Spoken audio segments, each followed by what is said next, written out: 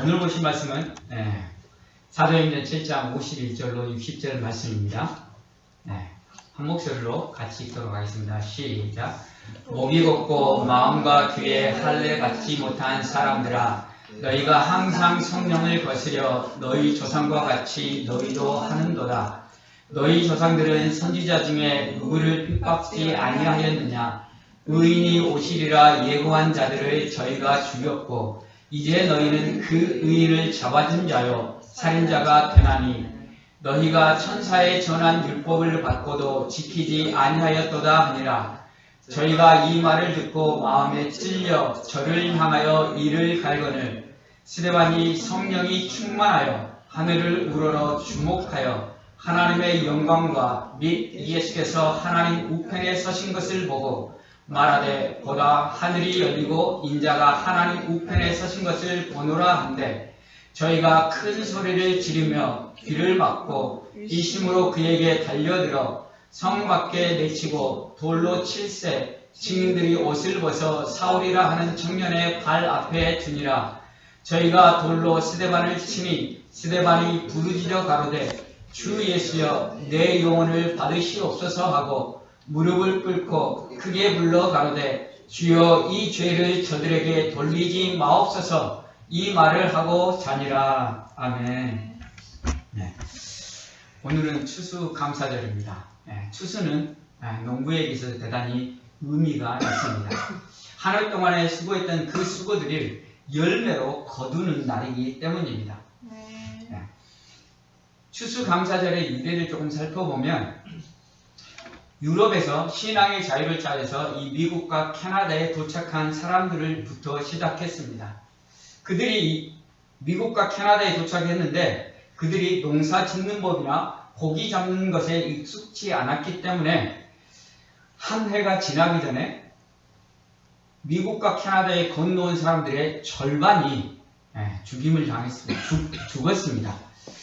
그럴 때 인디안들의 도움을 받아서 인디안들이 농작의 열매를 씨앗들을 주고 어떻게 작물을 재배하는지를 가르쳐줌을 통해서 그들이 열매를 거두는 처음으로 열매를 거두는 것에 감사하며 인디안들과 함께 기쁨의 축제를 나누며 하나님께 감사하는 것으로부터 시작했습니다. 자신들과 함께 온 사람들이 절반이나 죽어나가는 것을 보면서 그들이 처음으로 거둔 열매를 바라볼 때 얼마나 감격했겠습니까? 이제 우리는 이 땅에서 하나님의 은혜로 살 수 있다는 그 감격의 기쁨으로 드렸던 것이 바로 추수감사절입니다. 근데 시대가 지나면서 이제 농경사회에서 산업사회로 점점점 발달하면서 농사를 짓는 사람들보다 농사를 짓지 않는 사람들이 더 많아지면서 그 의미가 점점점 퇴색해 가고 있습니다. 오늘 우리 가운데 농사를 짓는 사람은 한 명도 없습니다. 그리고 앞에 놓여있는 이 열매들도 우리가 다 돈을 주고 마트에서 사가지고 와서 진열해 놓은 것입니다. 보기는 아름답지만 우리가 돈 주고 산 것입니다. 그럼에도 불구하고 우리가 추수감사절을 지켜야 할 것인가? 당연히 지켜야 합니다. 왜냐하면 추수라는 의미가 좁은 의미로는 농작물을 가꾸어서 농작물의 열매를 거두는 것이 추수라는 의미이지만 약간 넓은 의미로 하면 우리가 무언가를 거두기 위해서 행했던 행동으로 인해서 거두어들이는 모든 것을 추수라고 할 수 있기 때문에 우리는 추수감사절을 드려야 하는 것입니다. 그리고 우리가 이 땅 가운데서 수고를 한다고 할지라도 우리 힘으로 할 수 없는 것들이 도와주지 않으면 우리는 결코 출수할 수 없는 존재라는 것입니다. 갈수록 자연재해가 증가하고 있습니다. 2023년 상반기에만 520억 달러, 한화로 하면 약 65조 원의 손실이 자연재해로 일어났다고 합니다. 그만큼 이 땅을 살아가기가 쉽지 않아지고 있다는 사실입니다. 그렇다고 한다면 우리의 수고만으로 우리가 추수할 수 있고 무언가를 거둬들이기 대단히 어려워진 시기가 되어 간다는 것입니다. 우리는 그렇기 때문에 우리의 손으로 수고한다 손치더라도 우리가 추수할 수 있도록 은혜를 베풀어 주신 하나님의 은혜를 기억하며 감사제를 드리는 것입니다. 하나님께서 은혜 베푸셔서 우리가 수고할 때 그 수고에 따라 거두게 하시고 그 거둔 것을 통해서 우리가 이 땅에서 삶을 살아갈 수 있도록 하나님께서 은혜를 베풀어 주셨기 때문입니다. 하나님께서 은혜 주셔서 우리가 이 땅에서 살아갈 수 있도록 하셨다고 한다는 말 속에는 우리에게 생명이 있다는 것이 바로 전제되어 있다는 것입니다. 우리 코끝에 생명이 있기 때문에 우리가 살아갈 어떠한 것들도 필요하다는 사실입니다. 우리에게 생명 주신 분은 생명의 근원이신 하나님께서 우리에게 생명 주셨다는 사실입니다. 하나님께서 우리 코끝에 생명을 주시지 않았다고 한다면 우리 중에 어느 누구도 그 생명을 보존할 수 있는 사람이 없다는 사실입니다. 우리가 추수감사절을 맞이하여서 가장 근본적으로 우리 코끝에 생명을 주신 생명의 근원 되신 하나님께 감사할 수 있기를 바랍니다. 그리고 또한 우리에게 생명을 주셨을 뿐만 아니라 이 땅 가운데서 그 생명을 유지할 수 있도록 우리가 수고할 때마다 우리의 수고의 대가를 거두어 드릴 수 있도록 추수할 수 있도록 인도하신 하나님께 감사할 수 있기를 바랍니다. 그래서 추수감사제를 통해서 올곧게 하나님만을 바라고 하나님께 감사하며 영광 돌리는 저와 여러분에게 간절히 소원합니다.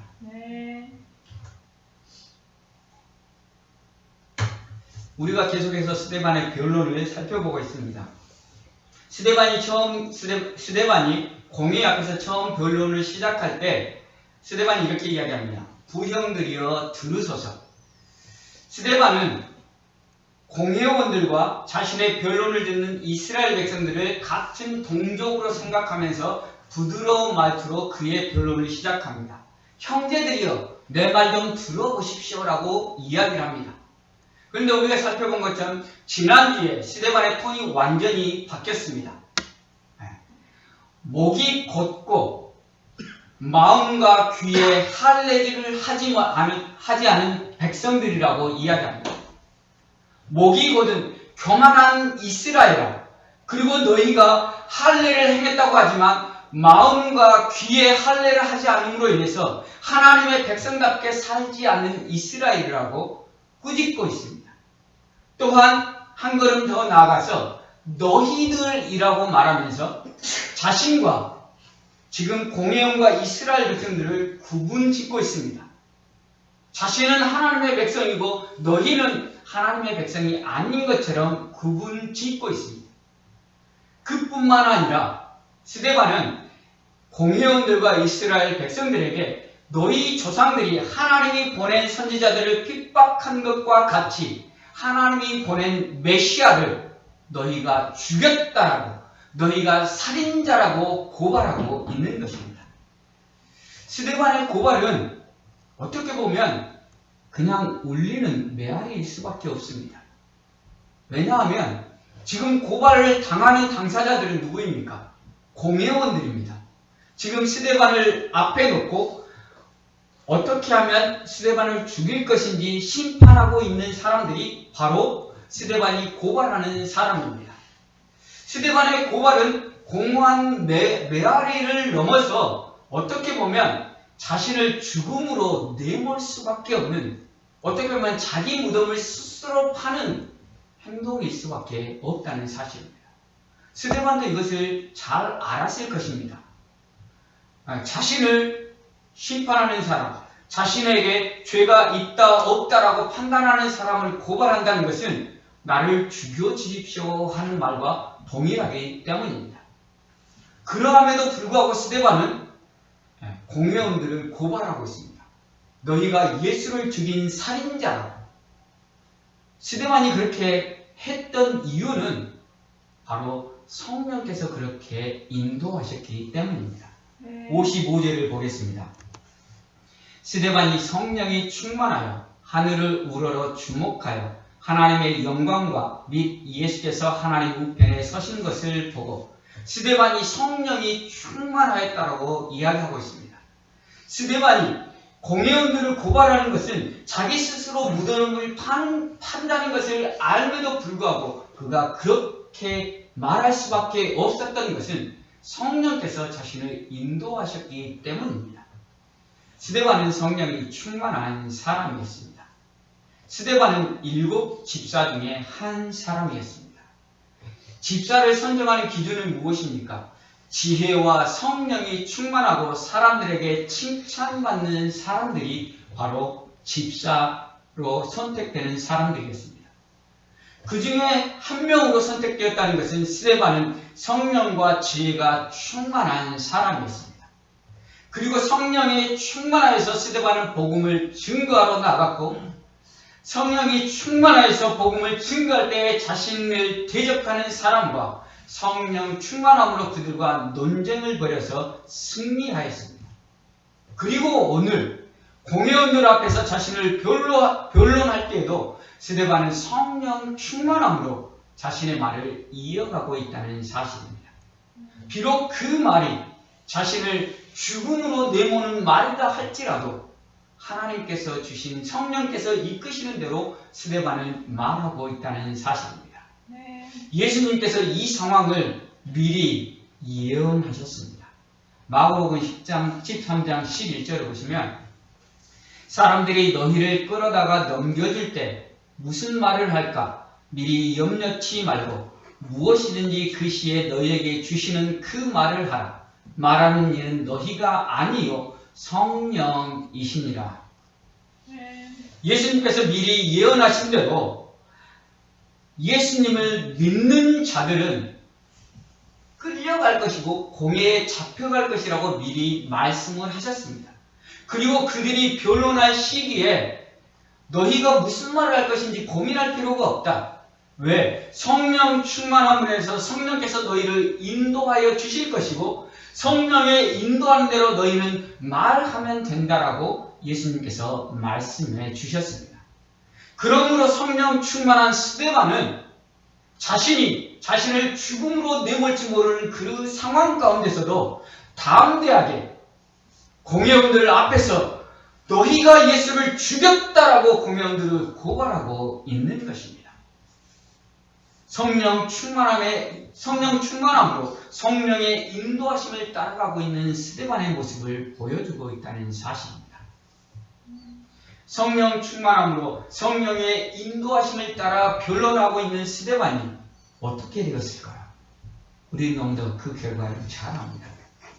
스데반은 성 밖에 내던져졌습니다. 그리고 돌에 맞아 죽었습니다. 참으로 비참한 인생을 끝냈습니다. 비참하게 그 인생을 끝났습니다. 세상의 관점에서 보면 이처럼 비참하게 죽는 사람은 드물 것입니다. 아무런 죄가 없습니다.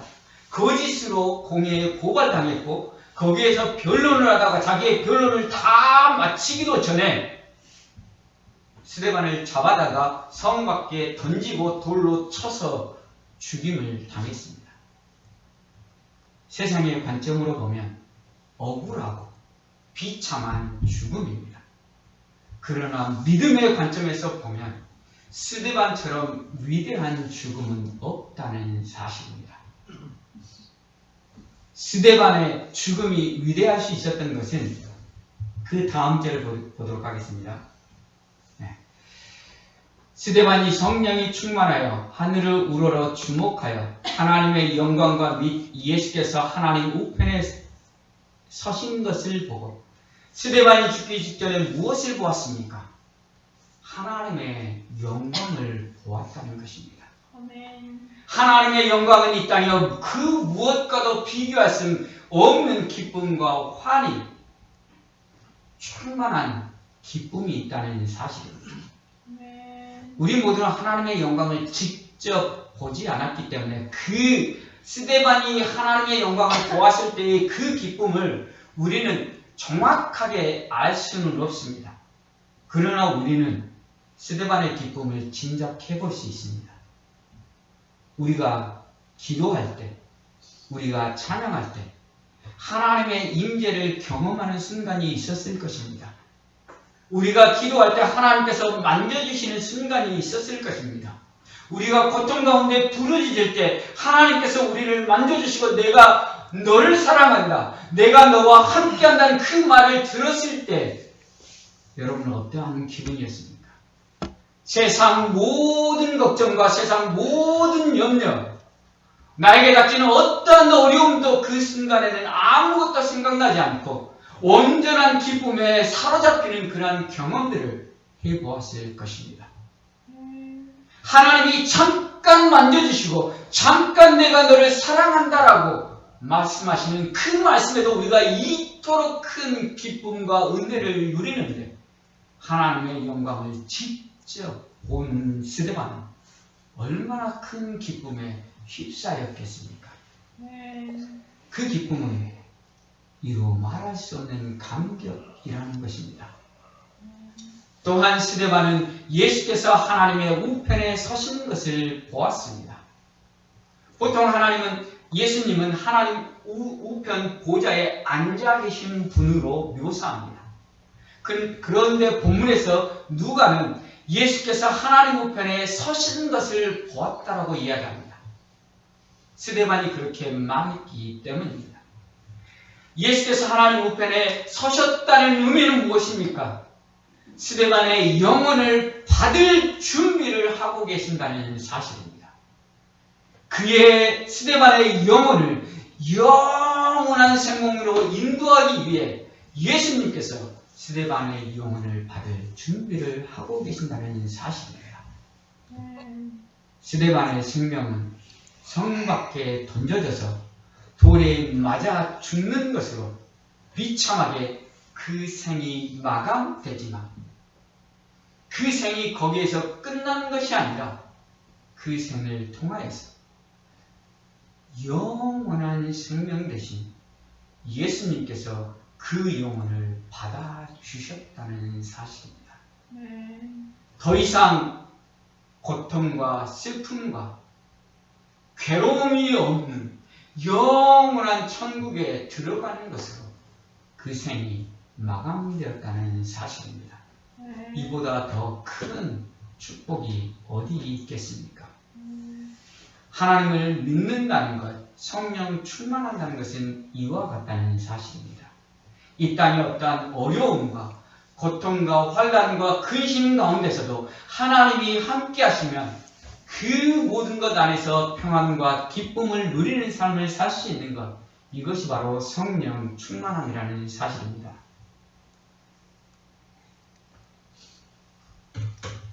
제가 대학생 때 친구들하고 같이 계곡으로 1박 2일 캠핑을 간 적이 있습니다. 캠핑을 가서 텐트를 치고 밥을 하고 김치찌개를 끓이고 있는 중에 하늘에 갑자기 먹구름이 몰려오더니 비가 내리기 시작했습니다. 계곡에 있을 때 비가 내리는 건 대단히 위험한 상황입니다. 그래서 안 되겠다 싶어서 텐트를 걷고 김치찌개를 버리고 텐트를 걷고 있는 중간에 비가 쏟아지기 시작했습니다. 그래서 그 비를 맞으면서 텐트를 부여잡고 온 짐들을 막 안고 이제는 텐트에서 잘 수가 없으니까 어떻게 해야 됩니까? 민박을 찾아서 이제 비 맞으면서 민박을 찾아서 내려왔습니다. 그리고 나서 민박집을 찾고 민박집 안에 들어갔습니다. 그리고 또다시 김치찌개를 끓였습니다. 민박집 안에서 김치찌개를 끓여서 김치찌개를 먹으면서 밖을 보니까 여전히 비가 세차게 내리고 있었습니다.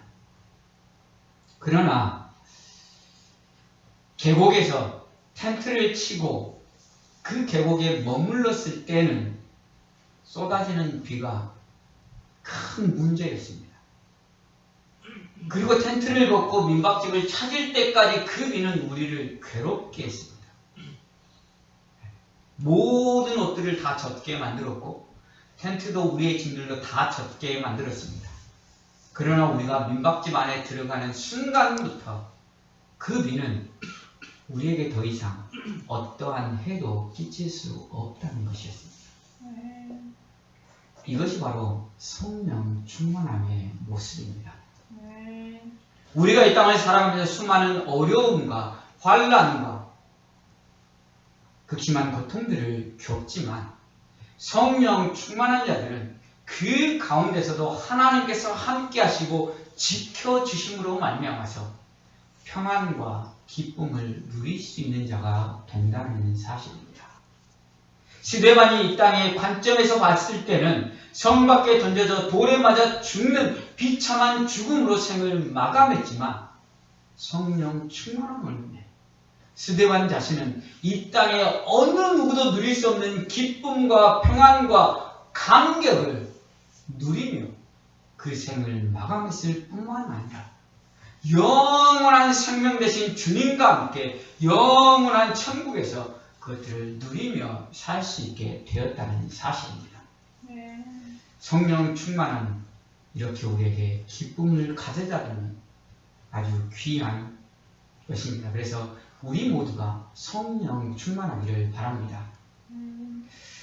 그러면 어떻게 성령 충만할 수 있을까요? 성령 충만함에 앞서서 우리가 어떻게 성령을 받을 수 있을까요? 성령을 받는다 하면 가장 먼저 떠오르는 생각이 무엇입니까? 기도 아닐까요? 기도. 오순절 마가 다락방에 120명의 성도들이 모여서 열심히 기도할 때 성령이 임재했기 때문에 성령을 받기 위해서는 우리가 무엇을 해야 된다? 기도를 해야 된다라고 생각할 수 있습니다. 그러나 정답이 아닙니다. 성령은 하나님께서 은혜로 우리에게 주시는 것입니다. 왜냐하면 성령이 만약에 기도를 해서 성령을 받는 것이라고 한다면 기도하지 않는 사람은 성령 받음으로 인해서 믿음으로 나아갈 수 없다는 것입니다. 믿음으로 나아갈 수 없는데 우리가 어떻게 기도를 할 수 있겠습니까? 우리가 기도한다는 것 자체가 바로 우리에게 믿음이 있다는 거고, 우리에게 믿음이 있다는 것은 성령께서 우리에게 오셔서 예수가 그리스도라고 시인할 수 있는 믿음을 우리에게 주셨기 때문이라는 사실입니다. 바꾸어 말하면 하나님을 믿는 모든 자들은 이미 성령을 받았다는 사실입니다. 오순절 마가다락방에 기도할 때 성령이 오신 것은 예수님이 부활 승천하시고 그리고 약속하신 성령이 이제까지 오시지 않았기 때문에 첫 번째 성령이 우리 가운데 임재하는 사건으로 하나님께서 보여주신 사건이라는 사실입니다. 성령은 우리가 기도한다고 해서 받는 것이 아니라 성령은 믿음과 같이 하나님의 은혜로 받는 것입니다. 하나님의 은혜로 우리에게 성령이 주어졌다는 사실입니다. 믿으시기를 바랍니다. 하나님을 믿는 자마다 모두 다 성령이 그 안에 임재해 계신다는 사실을 믿고 나아가기를 바랍니다. 그렇다면 우리가 어떻게 성령 충만을 받을 수 있을 것인가? 이제 성령을 받은 건 알았습니다. 그렇다면 우리가 어떻게 성령 충만을 받을 것인가? 자, 성령이 임재해 있는데 어떤 사람은 조금, 어떤 사람은 많이 임재해 있을까요? 성령은 인격이기 때문에 어떤 사람은 조금, 어떤 사람은 많이 임재해 있지 않습니다. 성경에서도 성령 충만은 이야기하지만 성령이 부족하다라고 이야기한 적은 한 번도 없다는 사실입니다. 바꾸어 말하면 성령의 임재는 성령이 임재하면 우리에게 충만하게 임재한다는 사실입니다. 그런데 우리가 왜 성령의 충만함을 받으라고 그리고 성령 충만한 삶을 살라고 이야기하는 것일까요? 그것은 우리 안에 있는 육신의 법과 성령의 법이 싸울 때 성령 충만함을 입는다는 것은 성령의 법이 이기는 것입니다. 그래서 우리가 성령을 따라 성령의 인도하심을 따라 행하는 것, 그것이 바로 성령 충만함을 입는 것입니다. 성령은 인격체이기 때문에 우리에게 임재하실 때 항상 충만함으로 넘치도록 우리에게 임재하신다는 사실입니다.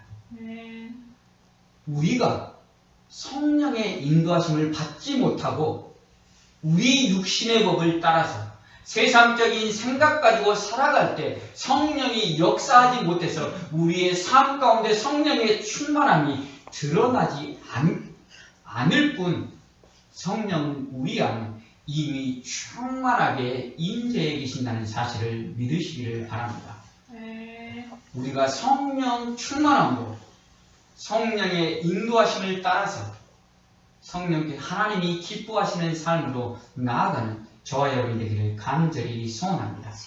하나님이 은혜로 우리에게 성령을 주셨고 그것도 충만하게 우리에게 부어주셨다는 사실입니다.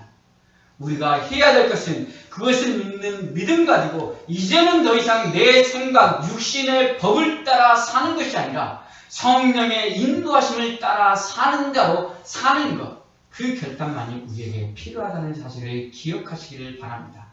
그러면 성령의 인도하심대로 따라 살 때 하나님께서 우리와 함께 하심으로 우리의 인생이 때로는 어렵고 때로는 힘들고 때로는 환난 가운데 있을 그때라도 우리가 그것을 믿음으로 이겨낼 수 있다는 사실을 기억하시기를 바랍니다.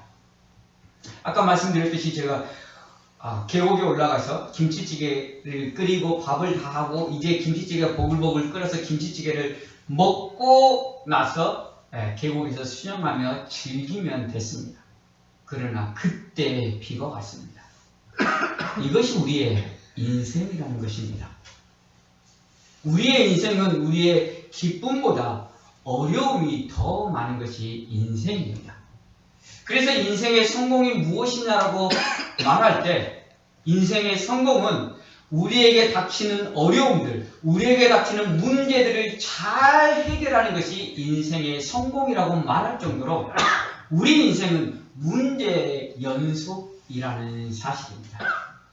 우리에게 문제가 닥쳤을 때 그 문제를 어떻게 우리는 견뎌낼 수 있을 것인가? 오늘 말씀을 통해서 스데반이 성령이 충만하여 하늘을 우러러 주목하여 보았습니다. 하늘을 우러러 주목하여 볼 때 하나님의 영광을 보았고 예수께서 하나님의 우편에 서신 것을 보았다는 것입니다. 우리에게 환난과 우리에게 어려움이 닥칠 때 우리가 믿음의 눈을 들어 하늘을 바라볼 때 우리는 하나님의 영광을 볼 수 있다는 것입니다.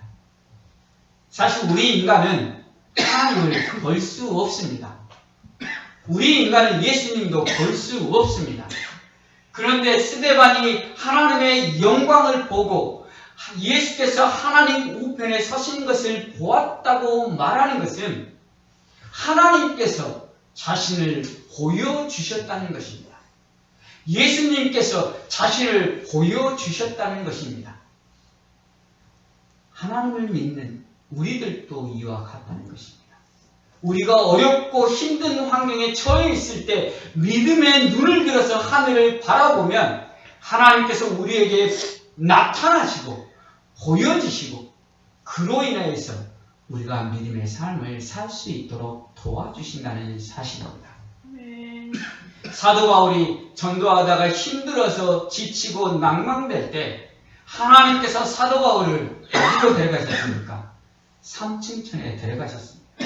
하나님이 계신 곳에 데려가셔서 하나님이 하나님 자신을 보여주셨습니다.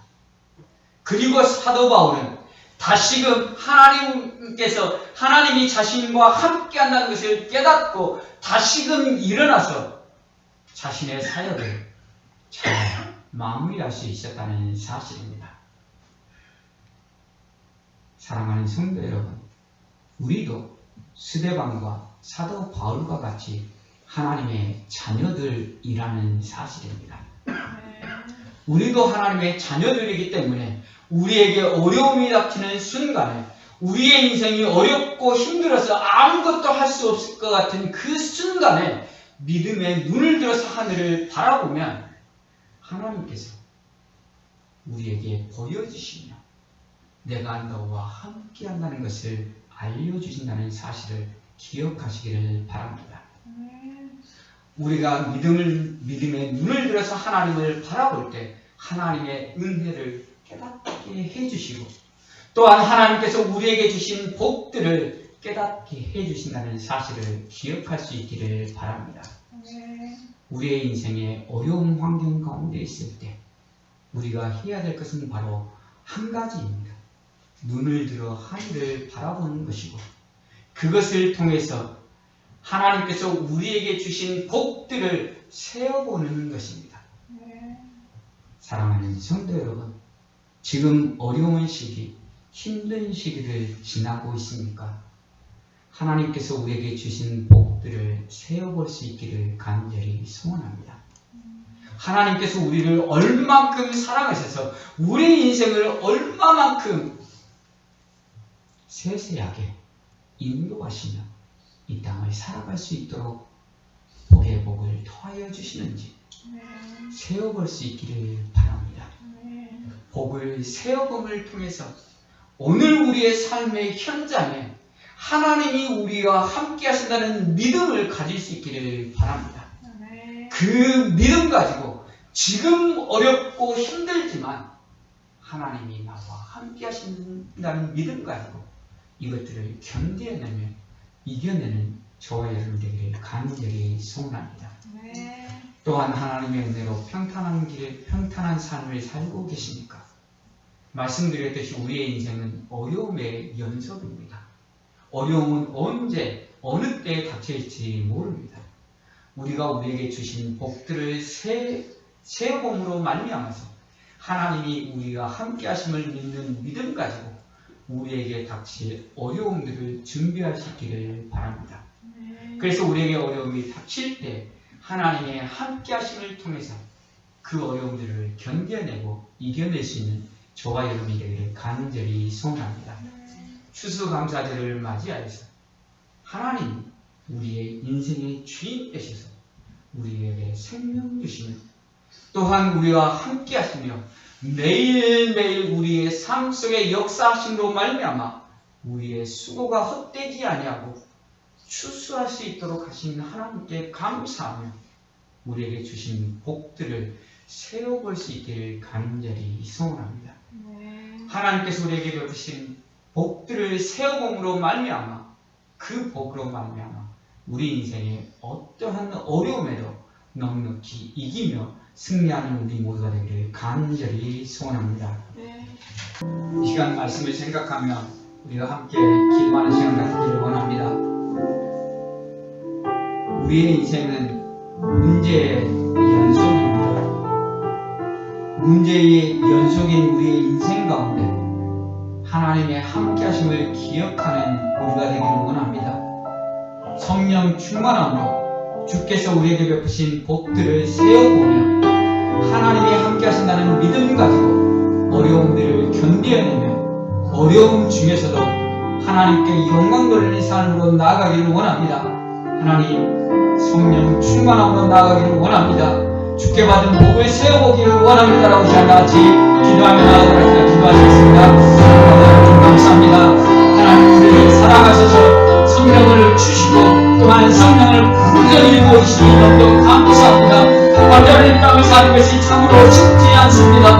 하나님 문제의 연속인 이 땅 가운데서 하나님이 계신 동안 가면서 우리가 이 땅을 넉넉히 이기며 살아갈 수 있도록 은혜를 베푸시니 감사합니다. 때로는 질병의 문제로 때로는 경제적인 문제로 때로는 관계의 문제로 수많은 것으로 뛰어가는 우리에게 닥쳐오고 하나님 그로 인해서 낭망되고 힘든 순간에 하나님 우리가 하나님 주께서 주신 복을 세워보고 말미암아서 하나님 우리 인생의 인물이가 되신 하나님이 우리 인생의 함께하심을 믿는 믿음 가지고 나아가는 우리 모두가 되게 하여 주셨고 그로 인해서 믿음으로 승리하는 자를 되게 하여 주셨고 그래서 하나님 믿음을 모으게 하여 주셨고 믿음으로 승리하며 하나님께 감사하며 하나님께 영광 돌리는 인생을 할 수 있도록 은혜를 베풀어 주시옵소서. 주님께서 그런 은혜를 베풀어 주셔서 간절히 소원합니다.